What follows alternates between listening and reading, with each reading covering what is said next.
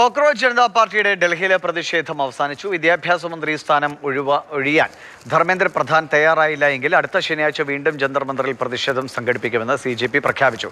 തീർത്തും സമാധാനപരമായി സംഘടിപ്പിച്ച പ്രതിഷേധത്തിന് പിന്തുണ അറിയിച്ച സാമൂഹിക രാഷ്ട്രീയ രംഗത്തെ പ്രമുഖരും എത്തിയിരുന്നു. സമൂഹ മാധ്യമങ്ങളിലൂടെ ആഹ്വാനം ചെയ്തുകൊണ്ട് പാർട്ടികൾ ഡൽഹിയിലെ ജന്തർ മന്ദറിൽ എത്തിയത് വെറുതെ ആയിരുന്നില്ല. ഇതൊരു തുടക്കം മാത്രമാണ്. വരാനിരിക്കുന്ന ദിവസങ്ങളിൽ ശക്തമായ പോരാട്ടം ഇനിയും കടുപ്പിക്കുമെന്ന് തന്നെയാണ് ഇപ്പോൾ കോക്രോച്ച് ജനതാ പാർട്ടി പ്രവർത്തകർ തന്നെ വ്യക്തമാക്കുന്നത്.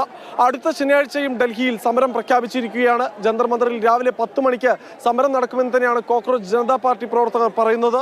ഇന്ന് അനുവദിച്ച സമയത്തിനുള്ളിൽ നിയമങ്ങൾ പൂർണ്ണമായി പാലിച്ചുകൊണ്ടായിരുന്നു ഡൽഹിയിൽ ജന്തർ മന്ദറിൽ ഈ കോക്രോച്ച് ജനതാ പാർട്ടി പ്രവർത്തകർ പ്രതിഷേധിച്ചിട്ടുണ്ടായിരുന്നത്. ഈ സമൂഹത്തിലെ അല്ലെങ്കിൽ സിസ്റ്റത്തിനുള്ളിലെ പുഴുക്കുത്തുകളെ തുറന്നു കാട്ടുമെന്ന് തന്നെയാണ് ഈ സമരങ്ങൾക്ക് നേതൃത്വം നൽകിയ അഭിജിത് ദീപ്കയും പറയുന്നത്.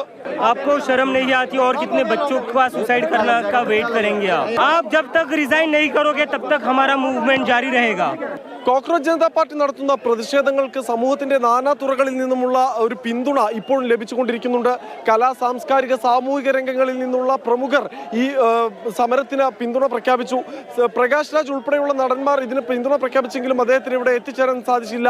സോനം വാങ്ചുക് പോലെയുള്ള സാമൂഹിക പ്രവർത്തകർ, ആനിരാജയെ പോലെയുള്ള രാഷ്ട്രീയ പ്രവർത്തകരെല്ലാം തന്നെ ഡൽഹി ജന്തർ മന്ദറിലെത്തി ഐക്യദാർഢ്യം പ്രഖ്യാപിച്ചു.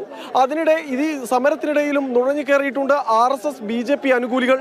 അവർ ആനിരാജയ്ക്ക് നേരെ മർദ്ദനം, ആനിരാജ് ഉൾപ്പെടുന്ന ദേശീയ മഹിളാ ഫെഡറേഷന്റെ പ്രവർത്തകർക്ക് നേരെ ആക്രമണ ശ്രമം നടത്തിയെന്ന് ആനിരാജ് തന്നെ ആരോപിക്കുകയും ചെയ്യുന്നുണ്ട്.